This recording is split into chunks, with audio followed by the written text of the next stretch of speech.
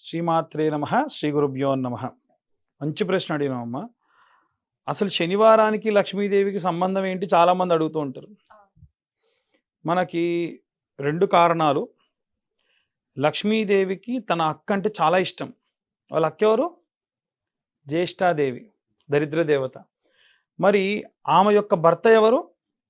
శనేశ్వరుడు.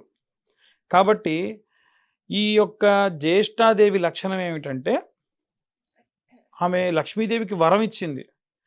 ఎక్కడైతే ఆడవాళ్ళు నీలా తయారవుతారో ఆ ఇంటి దరిదాపుల్లోకి కూడా నేను రాను.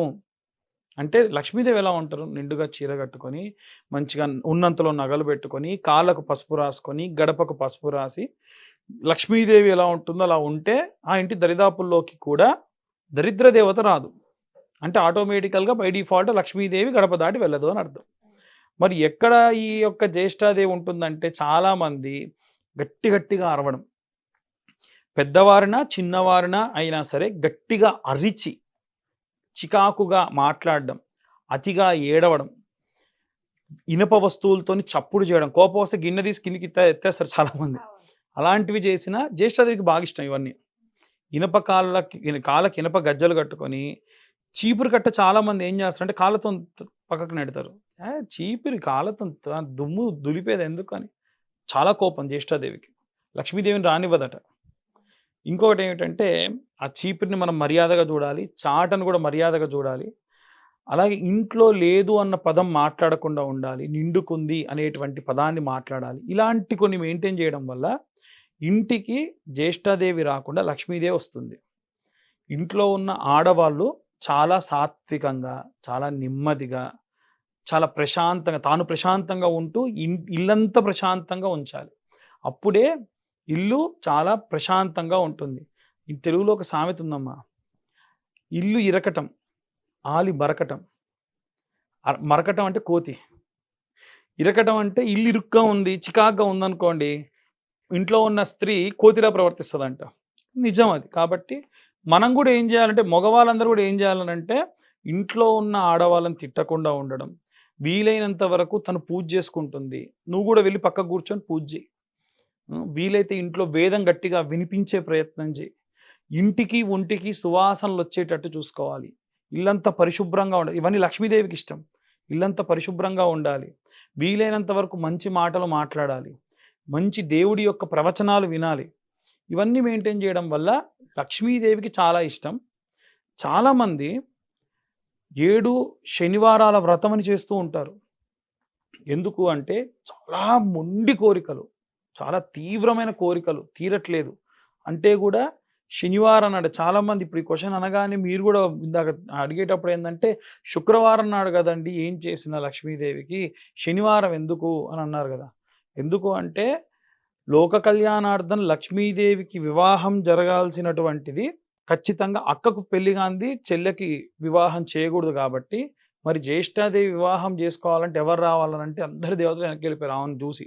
నల్లడి కాటుక పెట్టుకొని, కాళ్ళకి ఇనుప గజ్జలు కట్టుకొని. అప్పుడు శనేశ్వరుడు వచ్చి వివాహం చేసుకున్నాడు. నేను చేసుకుంటా, నలుపుకి అధిపతిని నేను, ఇనుముకి అధిపతిని నేను, ఖచ్చితంగా నేను చేసుకుంటాను. కానీ చాలామంది తెలవక చేసే కొన్ని పనులు ఏంటంటే, శనేశ్వరుడికి ఒక శాపం ఉంది. ఎప్పుడు శివనామస్మరణ చేస్తూ ఉంటే జ్యేష్ఠాదేవి శపించిందనమాట. ఎక్కడైతే నువ్వెప్పుడు కూడా కామ కోరికలు ఏమీ లేవు నీకు, ఇప్పుడు శివనామస్మరణే కాబట్టి నేను తప్ప ఏ స్త్రీ నిన్ను తాకినా ఆమె యొక్క శని ప్రభావం రెట్టింపోగాక అని.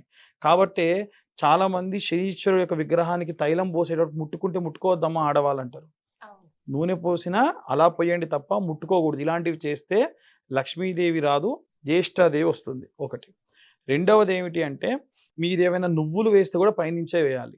వస్త్రం సమర్పించిన అలాగే సమర్పించాలి. ఇవి తల్లికి లేవు అంటే మోనోపోజ్ అయిపోయిన వాళ్ళకి లేవు, చిన్నపిల్లలకు లేవు. మధ్య వయస్సులు ఎవరైనా సరే శని విగ్రహాన్ని తాకకూడదు, ముట్టుకోకూడదు. అయ్యప్ప స్వామి పడి మెట్లలో కూడా ఒక మెట్టు శనీశ్వరుడు. అందుకే ఈ డేట్ ప్రాబ్లం ఉన్న ఆడవాళ్ళు ఎవరు కూడా మాల వేసుకోకూడదు అనే నియమం ఉంది. కారణం ఏంటో చాలామందికి తెలియదు. కాబట్టి ఇవన్నీ కూడా శనివారానికి సంబంధించిన ప్రత్యేకమైనటువంటివి. 7 వారాల వ్రతం, శనివారం నాడు 7 శనివారాల వ్రతం కూడా చేస్తే లక్ష్మీ కటాక్షం మెండుగా లభిస్తుంది. అయితే చాలామందికి ఒక ఇదేంటంటే, లక్ష్మీ కటాక్షం అంటే డబ్బు కదండి.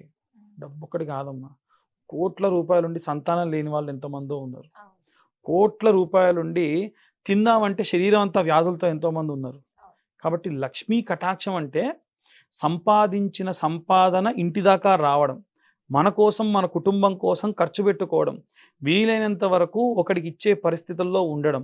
ఎప్పుడు పిల్లా పాపలతో ఇల్లు కలకల్లాడుతూ ఉండడం. వీలైనంత వరకు తిన్నది అరగడం, కంటి నిండా నిద్రపోవడం. ఇవన్నీ లక్ష్మీ కటాక్షాలే. ఇవి గాకుండా కోట్లు గావాలి, డబ్బులు ఇవి లక్ష్మీ కటాక్షం కాదు. ఎప్పుడైనా ఇన్ని పాటిస్తే మరి లక్ష్మీదేవి ఆడవాళ్ళ లోపలికే కదా ఆవాహనమయ్యేది. ఆడవాళ్ళ లోపలికి అష్టలక్ష్ములొస్తారంట. ఏ లక్ష్ములో తెలుసా? గజలక్ష్మి. గజలక్ష్మి ఎప్పుడొస్తదండి అంటే ఇంట్లో ఎవరు లేరు, సిలిండర్ తీసి పక్కకు పెట్టాలి. ఏం చేయాలి? అప్పుడు గజలక్ష్మి ఆవాహనం అయితది. అదే ధాన్యలక్ష్మి, ఇంట్లో బియ్యం ఎంతున్నయి, దాన్ని బట్టి ఎంతమందికి అన్నం వండొచ్చు, ఇంకెంత బియ్యం కావాలి. ధాన్యలక్ష్మి ఉంటే గాని తను చెప్పలేదు. తెచ్చిన డబ్బు దాచి మళ్ళీ అవసరానికి ఇవ్వాలి. ధనలక్ష్మి. ఏదైనా ఫంక్షన్ జరుగుతుంది వైభవంగా చేయాలి. వైభవలక్ష్మి. అలాగే అష్టలక్ష్ములు వైభవలక్ష్మి, ధాన్యలక్ష్మి, ధనలక్ష్మి, సంతానలక్ష్మి. పిల్లలు కావాలి సమయానికి. వాళ్ళని పెంచి పెద్ద చేయాలి. సంతానలక్ష్మి. ఇలా అష్టలక్ష్ములు ఆడవాళ్ళ లోపలికి ఆవాహనం ఎప్పుడవుతాయనంటే శుక్రవారం నాడు, అలాగే శనివారం నాడు కూడా ఈ నియమనిష్టలు పాటించడం వలనే అవుతాయి తప్ప లేకుంటే కావు. అందుకని శనివారం నాడు ఈ నియమనిష్టలు పాటిస్తే లక్ష్మీ కటాక్షం మెండుగా ఉంటుంది. లక్ష్మీదేవి గడప దాటి బయటికి వెళ్ళకుండా కూడా ఉంటుంది. గురువుగారు, మన ఇంట్లో పాడైపోయిన పటాలు ఉంటాయి కదా గురుగారు, వాటిని ఏం చేయాలి? దేవుడి పటాలు ఏవైనా సరే చాలా మంది చేసే గొప్ప గొప్ప తప్పులు ఏంటంటే దానికి చెదబట్టిందండి అని సముద్రాల్లో లేకుంటే నదుల్లో పడేస్తారు. చాలా తప్పు. ఆ మూగజీవులలో కూడా అంటే భూతదయ ఉండాలి మనకు. అన్నిట్లో భగవంతుడు ఉంటాడు కాబట్టి ఆ పడేసినటువంటివి ఏవున్నాయో తిందామని వెళ్ళి ఏవైనా కొరకడం వల్ల లోపల ఉన్న జీవుల నోటికి ఆ శీలలు గుచ్చుకుంటే ఇబ్బందే కదా. కాబట్టి వీలైనంత వరకు కూడా ఆ చుట్టూ ఫ్రేమ్ ఉంటుంది కదా, మీ చేత్తోని మీరే ఫ్రేమ్స్ అన్ని తీయండి. తీసేసి ఒక బంచ్‌లా చేసి ఎక్కడన్నా హోమం అయితే ఆ హోమానికి ఇవ్వండి. ఓకే. ఎక్కడన్నా ఫోటోలు మొత్తం అంతా పోయినాయి అనుకోండి, ఆ పైన ఉన్న ఫోటో వరకు తీసి నీళ్ళలో కలిపేయండి. మంచిదే. పేపర్ అనేటువంటిది వృక్షం నుంచి వచ్చేదే కాబట్టి. అదే మళ్ళా మిగిలిన చెక్కని మళ్ళీ ఒక 2 ముక్కలు చేసి మళ్ళీ హోమంలో వేయించండి. వృధాగా ఎండకెండి, వానకు తడిచి, వీళ్ళ కాళ్ళ కింద పడి తొక్కిళ్ళలో పడేదానికంటే కూడా చేసినటువంటి దైవ కార్యం కోసం చేసిన పదార్థం భగవంతుడికి పూర్తిగా అందేటువంటి హోమంలో వేయడం చాలా మంచిది. కానీ ఫోటోలు వేయమని నేను చెప్పట్లేదు. ఎలాగో పారేయాలి, దేవుడి గుళ్ళో ఎక్కడో పడేయాలనే దాని బదులు ఈ విధంగా చేసుకోవడం మంచిది. ప్లాస్టిక్‌ని ఎట్టి పరిస్థితుల్లో ఎంటర్‌టైన్ చేయొద్దు ఈ విషయాల్లో మాత్రం. వీలైనంత వరకు ప్లాస్టిక్ ఫ్రేమ్‌లు, ప్లాస్టిక్‌వి వాడకుండా ఇంకే రకమైనటువంటి వుడ్‌తో చేసినటువంటివి ఏమైనా ఉంటే ఈ విధంగా చేసుకోవడం మంచిది తప్ప, అలా కాకుండా వేరే ఇంకే విధంగా చేసినా అంత శ్రేష్టం కాదు.